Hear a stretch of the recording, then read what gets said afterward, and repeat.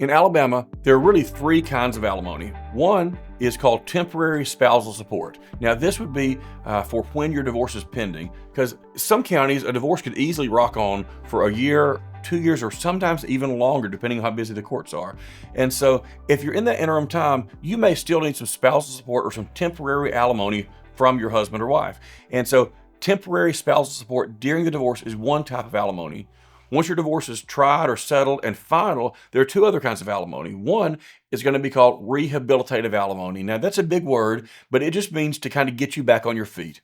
It typically does not last for more than 5 years, and that's going to be where one spouse or the other has worked either just strictly in the home or has worked at a lower paying job, or maybe has been a full-time parent or a full-time at home spouse and hasn't worked in the workforce throughout the marriage. And you need some time to get training, to start a job and move up in your career a little bit more. And that rehabilitative alimony can help you get on your feet.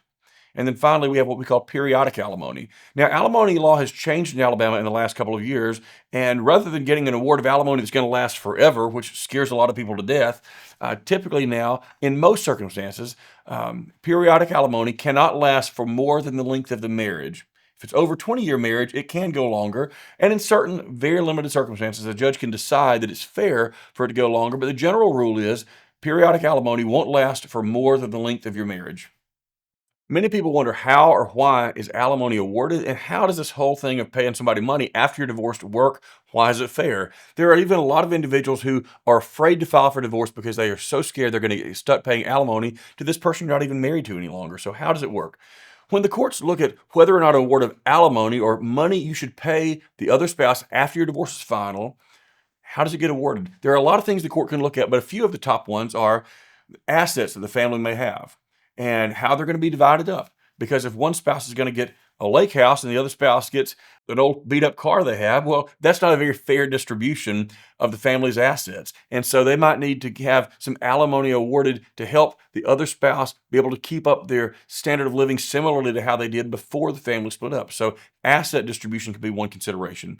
The income of the paying party also comes into consideration. Can they afford to pay this other party without being impoverished themselves? Another consideration the court can make is the employment, either whether they have employment or the employment prospects of the spouse who may be receiving the alimony after the divorce.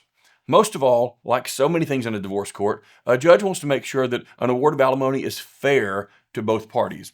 You wouldn't think it's very fair for one spouse to walk away with a golden parachute while the other spouse is just barely getting by, living in an apartment, eating ramen noodles all the time. And so the judge wants to make sure that things are fair for both sides. And really, fairness is kind of an overall consideration in every divorce decision that our judges are going to make.